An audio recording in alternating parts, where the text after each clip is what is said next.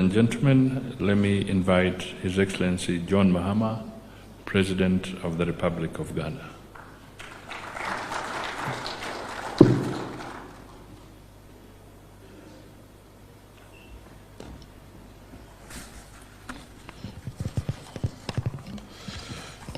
Thank you very much, Your Excellency William Ruto, Your Excellencies, heads of state and government here present, Your Excellency, Chairperson of the African Union Commission, Honorable Ministers of State here present, distinguished delegates, ladies and gentlemen.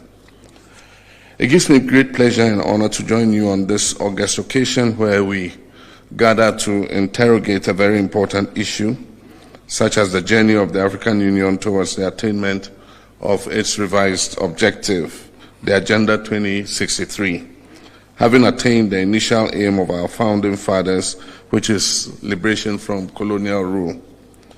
Before I proceed, allow me to extend my heartfelt appreciation to my dear brother His Excellency William Ruto, for the invitation, as well as the warm and cordial reception that has been accorded us since our arrival in this second home of ours, the beautiful city of Nairobi, a land that embodies the spirit of Africa's resilience and innovation. And I thank the organizers for convening this crucial retreat at such a pivotal time in the journey of our dear African Union. President Ruto, my heart has indeed been gladdened by your honoring my invitation and visiting Accra on the 7th January during my investiture ceremony. Your presence was an expression of the deep friendship between our good selves and our good nations. It underscored the strong, long-standing bond of friendship that has so happily existed between Ghana and Kenya, and I look forward to working closely with you to deepen these relationships for the mutual benefit of our two peoples. Your Excellencies, today we gather not just as leaders, but as stewards of a vision of an Africa that is united, self-reliant, and prosperous. This vision was first articulated by the founders of the Organization of African Unity, and later advanced by the establishment of the African Union, and it remains our guiding light and principle.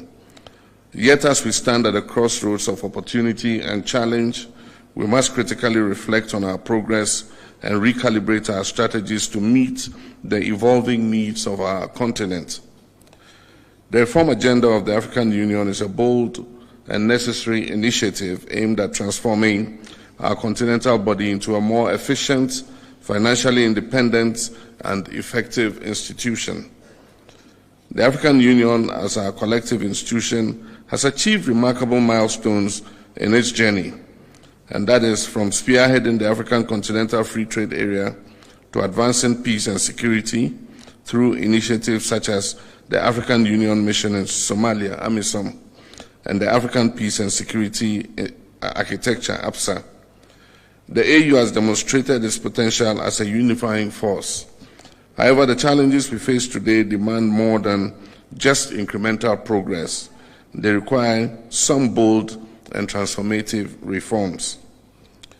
Our continent faces a unique set of challenges: youth unemployment, food insecurity, climate change, governance deficits, and conflicts in many regions.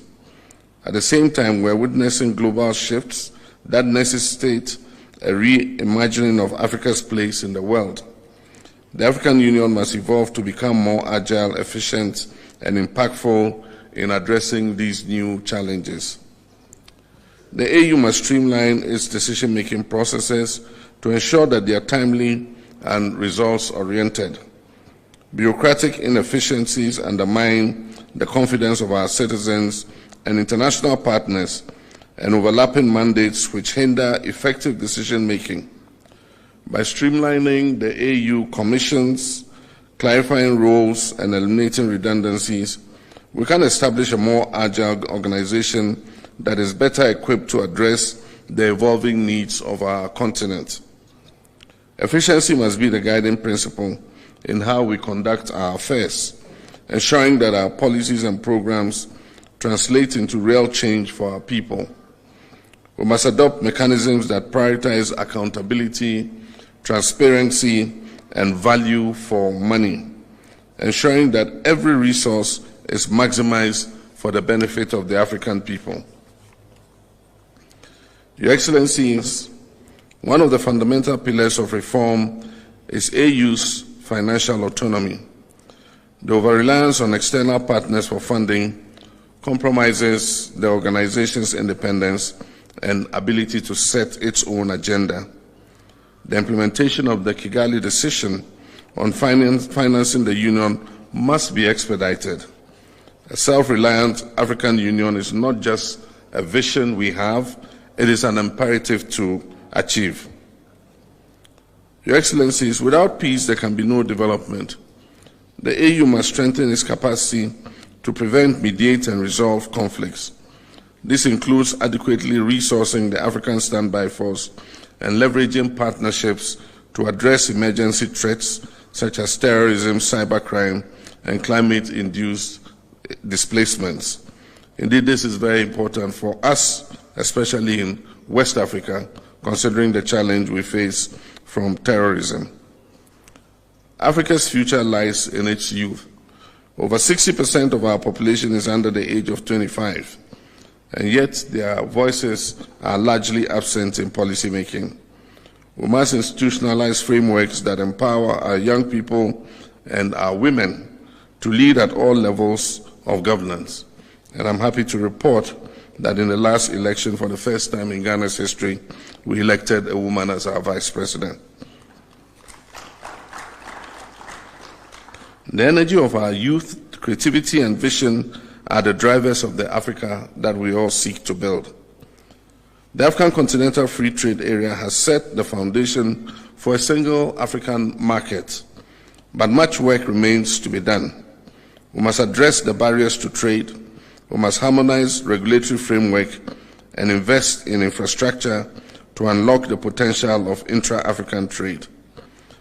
Additionally, the AU must champion technological innovation and digital transformation as catalysts for economic growth and inclusion. And in this, we wish that the African payment system that allows us to pay seamlessly for goods traded between our countries is expedited so that we can have a system of exchange. Ladies and gentlemen, none of these reforms will succeed without committed leadership at every level of the African Union. We as heads of states and governments have a duty to lead by example, to prioritize the collective good of our people over our parochial interests, and to act decisively in the interest of our continent. But leadership does not end with us. The Union must foster partnerships with civil society, the private sector, and the African diaspora, whose contributions are vital in shaping and implementing reforms. This is a shared responsibility, and together we can achieve the African Union we all envision. To achieve a conflict-free Africa, we must strengthen the Africa Standby Force and enhance our collaboration with regional economic communities.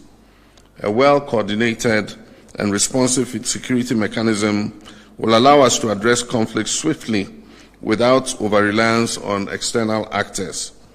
Additionally, good governance, respect for human rights, and the consolidation of democracy must remain at the heart of our efforts to maintain stability and peace across our dear continent. The winds of change are blowing across the African continent, and the world is watching. Let us rise to the occasion not just as participants in history, but as architects of a brighter future.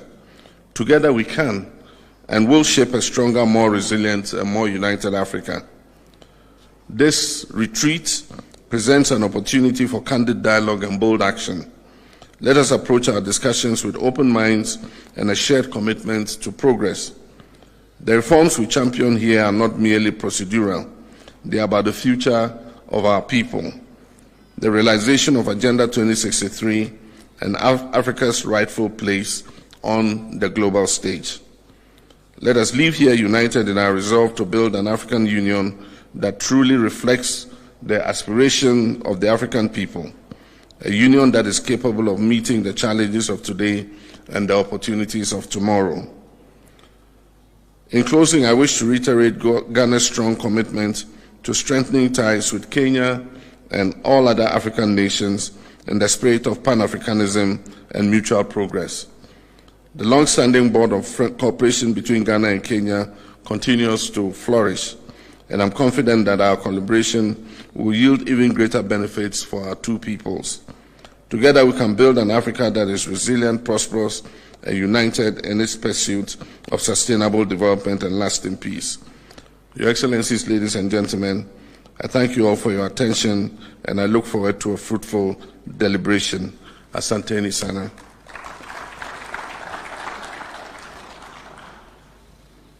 Thank you, Your Excellency. Your Excellencies, ladies and gentlemen, that marks the end of the opening